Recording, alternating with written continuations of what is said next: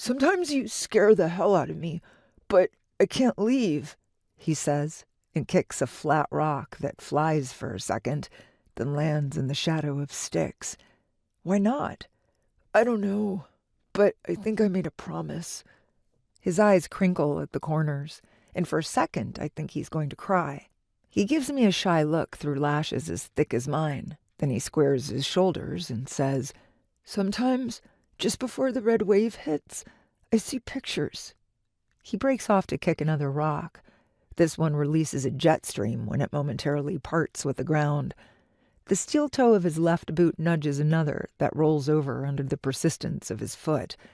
The ground beneath hisses and churns like running lava, boiling up until it's a tiny hot spring of black fire, melting all the snow around it. It's freezing today, but sweat carves a wet path along the center of my back, itching like a dozen biting fire ants. I take a step toward the boy, careful to avoid a patch of black thorns jutting from the ground, longer than my forearm and sharp as daggers. "What do you see?" I ask slowly. "I don't know, actually. I don't have a name for most things. There's a lot of bright stuff.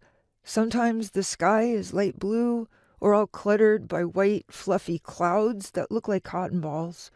He scowls up at me, an invisible fishhook lifting his brow. "Why? What do you see?" "Flowers," I say, not thinking. His eyes widen. "Flowers," he says, a reverence in his whisper.